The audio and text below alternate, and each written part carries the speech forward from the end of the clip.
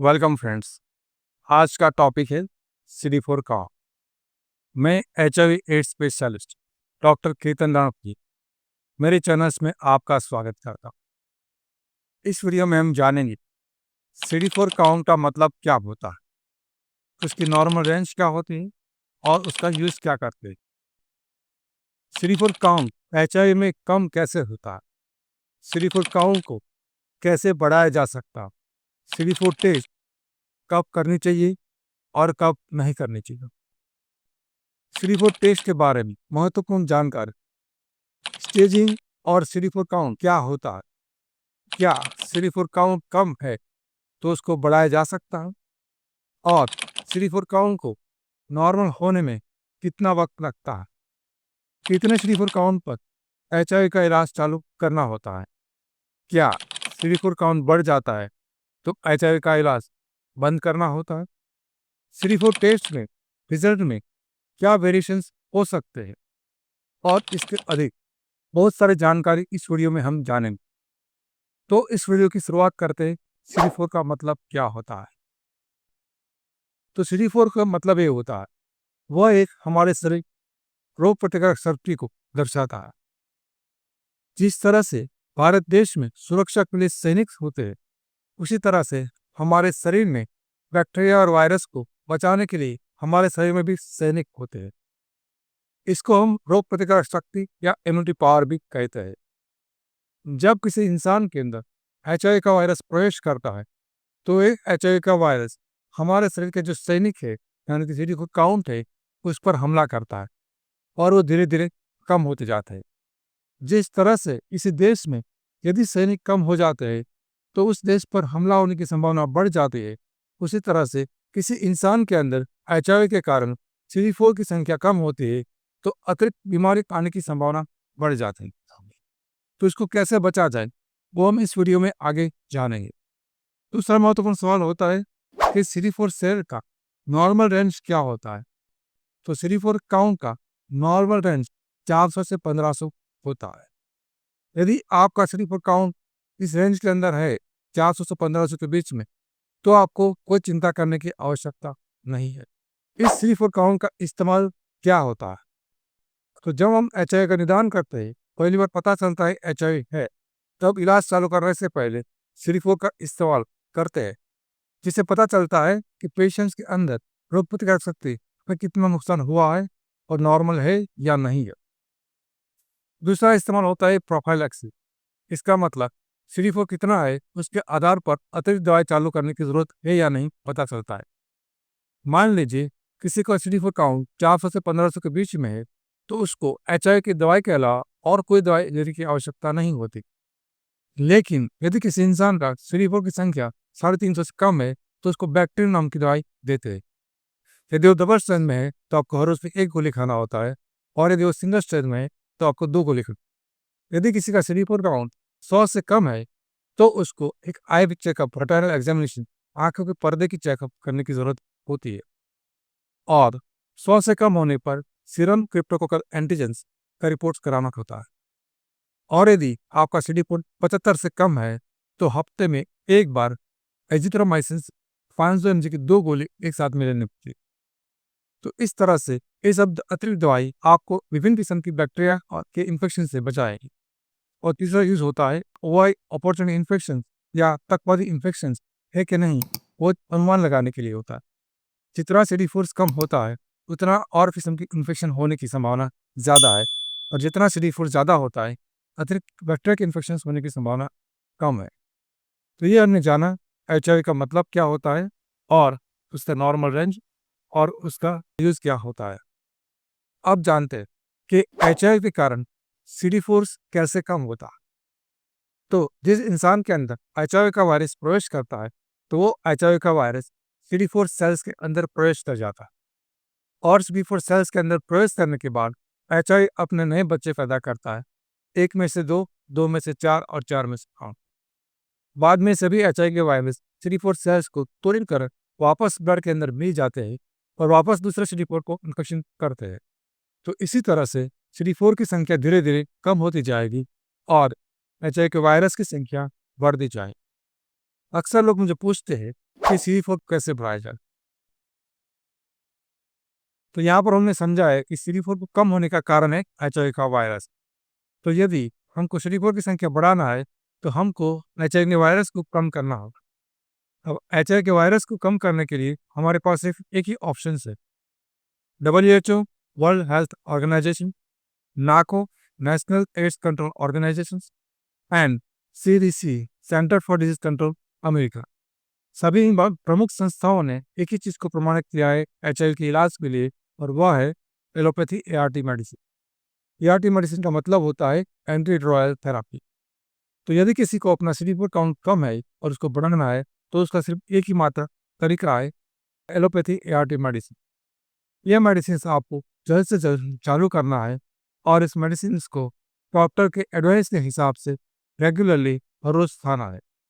कभी भी अपने डोज के अंदर किसी भी किस्म का बदलाव ना करें। ना तो एक गोली में से आधी करे, 2 में से 1 करे, ना तो अल्टरनेट दवाई मेडिसिन के लिए, नहीं तो ना तो कभी दवाई को कुछ दिनों के लिए रोके या तो बंद करें। हमेशा याद रखें, यदि आपको अपना CD4 बढ़ाना है, तो आपको एलोपैथी ART मेडिसिन हर रोज आपके डॉक्टर की एडवाइस के हिसाब से हर रोज लेना हो। अब जानते हैं CD4 का रिपोर्ट कब कराना चाहिए। तो जब सबसे पहले HIV का निदान होता और HIV का इलाज चालू होता है, तब CD4 का रिपोर्ट्स कराते हैं, और उसके बाद हर 6 महीने पर CD4 का रिपोर्ट्स कराते रहना है। और जब तक ये CD4 का रिपोर्ट्स आपका 400 से बढ़ नहीं जाए, तब तक आपको कराना रहता है। और उसके बाद आपका वायरल लोड का रिपोर्ट्स कराना है, और यदि वायरल लोड का रिपोर्ट्स आपका टारगेट नॉट डिटेक्टेड आ जाता है, तो 1000 से नीचे आ जाता है, उसके बाद आपको CD4 का रिपोर्ट्स कराने की ज़रूरत नहीं है। साल में एक बार वायरल लोड का रिपोर्ट्स कराना होता है। CD4 का रिपोर्ट्स कब नहीं कराना चाहिए?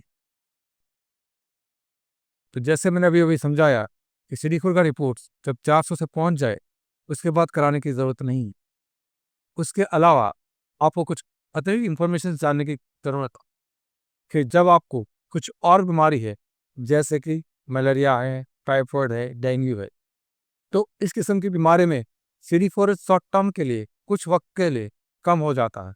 तो जब भी आप किसी और बीमारी से जूझ रहे हो, आपको कोई और बीमारी है, उस वक्त पर, उस दिन पर आप CD4 का रिपोर्ट ना कराएं। जब आप पूरी तरह से ठीक हो जाए मलेरिया, डेंगू, टाइफाइड से, उसके बाद आपका CD4 का रिपोर्ट कराएं। वरना इस किस्म की मलेरिया, टाइफाइड, डेंगू बीमारी से भी आपका CD4 का रिपोर्ट कम आ सकता है, और आपको बिना ज़रूरत चिंता पैदा हो सकती है।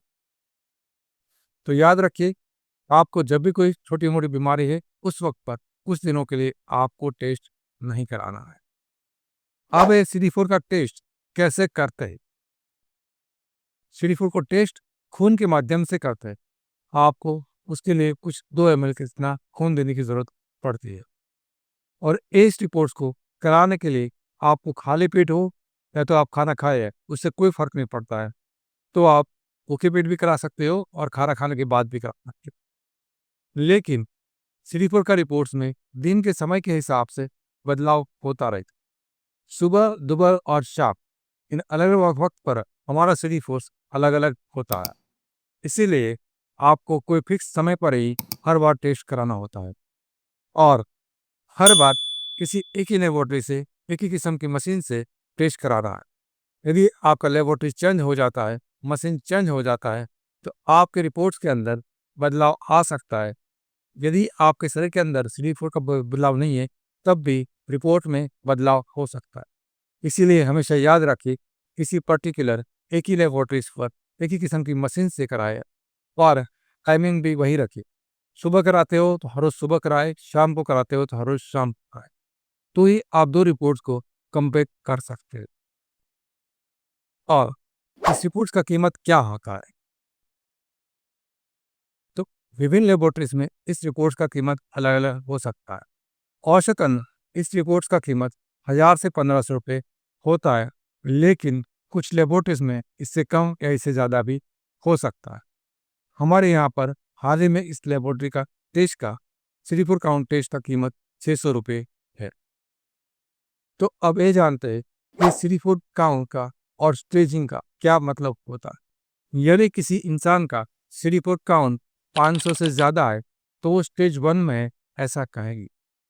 यदि किसी इंसान का CD4 काउंट 200 से 500 के बीच में है तो वो स्टेज 2 है, और यदि किसी का CD4 काउंट 200 से कम है तो उसको स्टेज 3 कहेंगे। अक्सर लोग HIV और एड्स को एक जैसा ही मानते हैं, लेकिन ये दोनों एक नहीं है। जब किसी इंसान का CD4 की संख्या 200 से कम हो जाती है, तब उस इंसान को बड़ी बीमारी होने की संभावना बढ़ जाती है, जैसे कि टीबी, निमोनिया, कैंसर। तो इस कंडीशन में उस इंसान को एड्स हुआ है ऐसा कहेंगे। तो एड्स होने के लिए 3 शर्तों का पालन होना जरूरी है। पहला, HIV का रिपोर्ट पॉजिटिव होना चाहिए। दूसरा, CD4 की संख्या 200 से कम होनी चाहिए। और तीसरा, टीबी, निमोनिया जैसी कोई बड़ी बीमारी हाजिर होनी चाहिए। तो इसको कहेंगे उसको एड्स हुआ है। एड्स ठीक हो सकता है, इलाज करने पर आप उस बीमारी ठीक हो सकती। जो भी आपको अतिरिक्त बीमारी हुआ है, मान लीजिए कि टीबी हुआ है, तो टीबी इलाज से ठीक हो सकता है, तो आप एड्स मुक्त हो सकते हो। एड्स में से वापस आप HIV के स्टेज में जा सकते हो। अक्सर लोग मुझे पूछते हैं कि सर मेरा CD4 काउंट कम है, तो क्या ये बढ़ सकता है? तो ज़रूर से।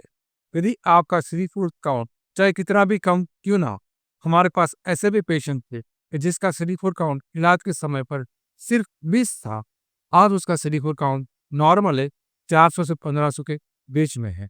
तो आपका CD4 कम है तो वापस वो बढ़ सकता है, चिंता करने की ज़रूरत नहीं है। लेकिन उसके लिए आपको allopathy, ART medicine, anti retroviral therapy का इस्तेमाल करना।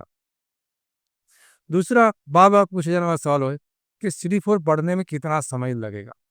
तो याद रखिए, इसका कोई फिक्स आंसर नहीं है। हर इंसान के लिए इस सवाल का जवाब अलग हो सकता है।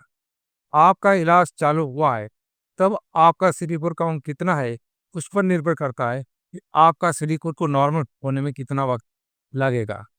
यदि इलाज करने के समय पर आपका CD4 ज़्यादा है, मान लीजिए 250, 300, 350 है, तो आपका CD4 नॉर्मल होने में कम वक्त लगेगा। और यदि इलाज चालू करने के वक्त आपका CD4 की संख्या 50 या 100 है, तो उसको ठीक होने में या तो नॉर्मल होने में ज़्यादा वक्त लग सकता है। लेकिन आपको चिंता करने की ज़रूरत नहीं। आपका CD4 कम भी है, तब भी वो वापस नॉर्मल होता है। कुछ लोग ऐसे होते हैं, 10% लोग, कि जिसका CD4 काउंट नॉर्मल नहीं होता। वायरल लोड की संख्या कंट्रोल में हो जाने के बावजूद भी उसका CD4 नॉर्मल नहीं हो सकता। क्यों नहीं होता? उसका सचोट आंसर आज विज्ञान के पास भी नहीं है। इसको कहते हैं सीरो इम्यूनो डिसऑर्डर, यानी कि वायरस तो कंट्रोल में हो चुके हैं, लेकिन CD4 बढ़ते नहीं। लेकिन ऐसा सिर्फ 10% लोगों में होता है। तो बाकी जो आपको चिंता करने की ज़रूरत नहीं है, 90% पेशेंट्स में ये बढ़ जाता है, नॉर्मल हो जाता है। CD4 के आधार पर क्या HIV का इलाज चालू करें या नहीं करें, ऐसा डिसीजन लेना होता है या नहीं। काफ़ी बार मुझे पेशेंट पूछते हैं निदान के वक्त कि सर मेरा CD4 काउंट तो नॉर्मल है, 500 है, 600 है, तो मुझे क्या HIV का इलाज चालू करने की ज़रूरत है या अभी मैं नहीं करूँ तो चलेगा और बाद में जब कम होंगे तब करेंगे? तो याद रखिए, ऐसा नहीं होता है।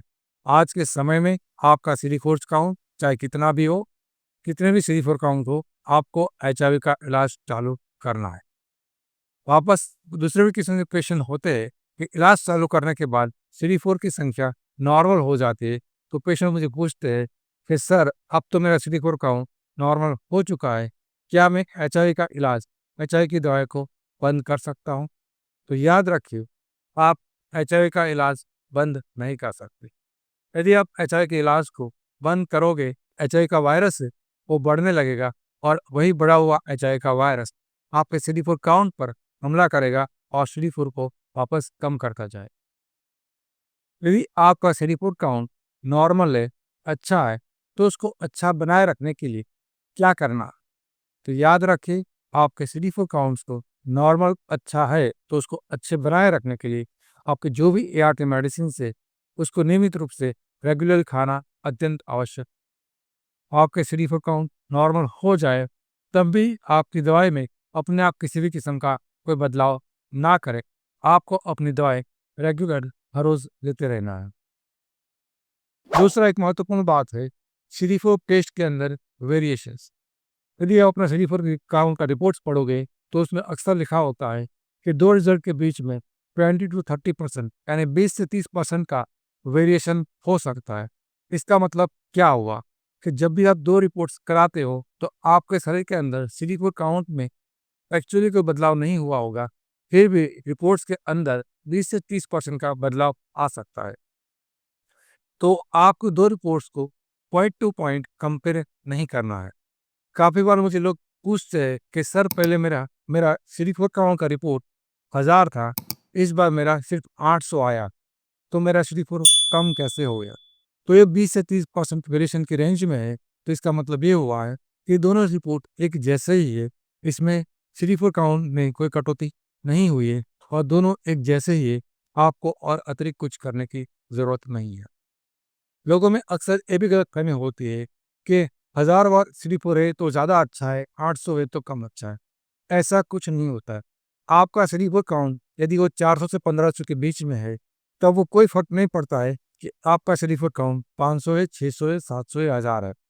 सभी का मतलब एक ही होता है कि आपका इम्यूनिटी पावर नॉर्मल है, आप सुरक्षित हो। तो मैं आशा करता हूँ कि आपको इस CD4 काउंट पर जो वीडियो है पसंद आया होगा।